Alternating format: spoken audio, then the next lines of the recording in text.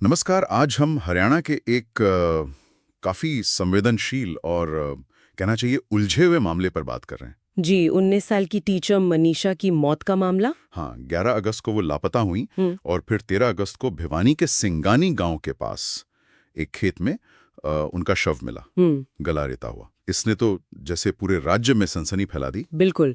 और मामला सिर्फ यहीं तक नहीं रुका, परिवार ने पुलिस पर सीधे सीधे लापरवाही का आरोप लगा दिया। अच्छा, क्या कहा उन्होंने? उनका कहना था कि जब गुमशुदगी की रिपोर्ट लिखवाई तो उसे गंभीरता से लिया ही नहीं गया। पुलिस ने कह दिया कि भाई शायद वो खुद ही कहीं चली गई होंगी, आ जाएंगी वापस। अरे बाप रे। और दूसरी तरफ पुलिस की जांच, वो क्या कह रही थी? वहीं तो सारा पेंच है। पुलिस की शुरुआती जांच इशारा कर रही थी आत्महत्या की तरफ। कीटनाशक पीने की बात सामने आई। यही विरोधाभास इस मामले को इतना जटिल बना देता है। तो आज हम कोशिश करेंगे कि जो भी जानकारी हमारे पास है उसके आधार पर इस घटना के मुख्य पड़ाव समझें। हाँ, लोगों का गुस्सा, प्रशासन ने क्या कदम उठाए, जांच के नतीजों में जो फर्क दिख रहा है, और कैसे ये मामला आखिर में सीबीआई तक पहुंचा, इन सब पर एक नजर डालते हैं। तो घटनाक्रम से ही शुरू करते हैं। जैसा आपने कहा, 11 अगस्त मनीषा स्कूल के बाद पास के एक नर्सिंग कॉलेज में एडमिशन के लिए पूछताछ करने गईं। और फिर लौटी नहीं? नहीं लौटी। और 2 दिन बाद 13 अगस्त को खेतों में उनकी बॉडी मिली, गला कटा हुआ था। और शव मिलने के साथ ही परिवार का गुस्सा फूटा होगा, जाहिर है। फूट पड़ा। उनका सीधा कहना था कि अगर पुलिस ने पहली शिकायत पर ही तेजी दिखाई होती तो शायद नतीजा कुछ और होता। और इसी बात ने लोगों में बहुत गुस्सा भर दिया। ये गुस्सा सिर्फ परिवार तक ही रहा या फैला भी?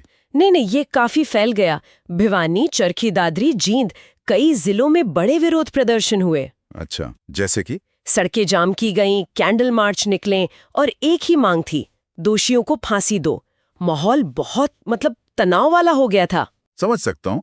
और इस बढ़ते तनाव को देखते हुए प्रशासन ने क्या किया? सुना इंटरनेट वगैरह भी बंद हुआ। हाँ, गलत खबरें न फैले, अफवाहें न उड़े, इसके लिए भिवानी और चरखी दादरी में कुछ दिनों के लिए मोबाइल इंटरनेट और एसएमएस सेवाएं रोक दी गई थीं। और पुलिस अधिकारियों पर भी कोई कार्रवाई हुई? जी, दबाव बहुत बढ़ गया था, राजनीतिक तौर पर भी। तो मुख्यमंत्री नायब सिंह सैनी ने भिवानी के जो तत्कालीन एसपी थे, मनबीर सिंह, उनका तबादला कर दिया। उनकी जगह नए एसपी आए? हाँ, सुमित कुमार को नियुक्त किया गया और साथ ही 5 पुलिसकर्मियों को सस्पेंड भी किया गया विभागीय जांच चलने तक। विपक्ष ने भी जरूर आवाज उठाई होगी। बिल्कुल। कुमारी सैलजा, भूपेंद्र सिंह हुड्डा, अभय सिंह चौटाला, सब ने राज्य की कानून व्यवस्था पर सवाल खड़े किए, सरकार को घेरा। चलिए अब उस मुद्दे पर आते हैं जिस पर सबसे ज्यादा बहस है, जांच। पुलिस की शुरुआती जांच जो आत्महत्या बता रही थी, उसका आधार क्या था? पुलिस ने कुछ चीजें सामने रखी। एक, मनीषा के विसरा की जांच में कीटनाशक के अंश मिले। ओके। दूसरा, शव के पास से एक सुसाइड नोट मिला जिसकी लिखावट पुलिस के मुताबिक मनीषा से मिलती थी। और तीसरा, उन्होंने ये भी कहा कि उनके पास सबूत है कि मनीषा ने लापता होने से पहले पास की दुकान से कीटनाशक खरीदा था। लेकिन कीटनाशक पीना और गला रेतना, ये दोनों बातें एक साथ कैसे? ये थोड़ा अजीब नहीं लगता? यही सबसे बड़ा सवाल था और विवाद का कारण भी। मेडिकल रिपोर्ट ने सेक्सुअल असॉल्ट या एसिड अटैक से तो इनकार किया। और शरीर के कुछ अंग गायब होने की बात भी थी। हाँ, पर रिपोर्ट में कहा गया कि वो शायद जानवरों के नोचने से हुआ। लेकिन गला रेतने वाली बात आत्महत्या के सिद्धांत से मेल नहीं खा रही थी। तो इसी वजह से पुलिस जांच पर सवाल उठे। बहुत ज्यादा।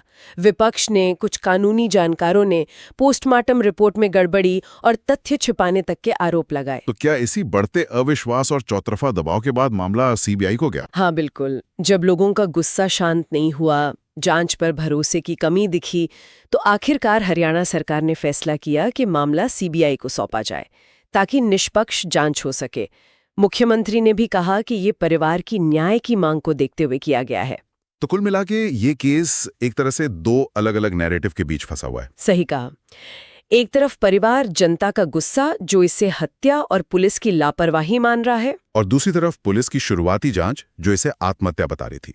और इसी गहरे अविश्वास के माहौल में अब सीबीआई जांच करेगी। इस पूरे मामले से कुछ बातें साफ उभरती हैं।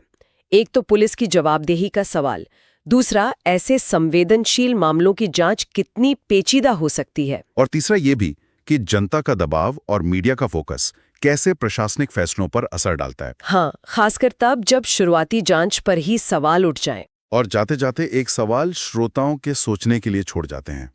जैसा कि सूत्रों ने बताया, मामला अब सीबीआई के पास है निष्पक्ष जांच के लिए।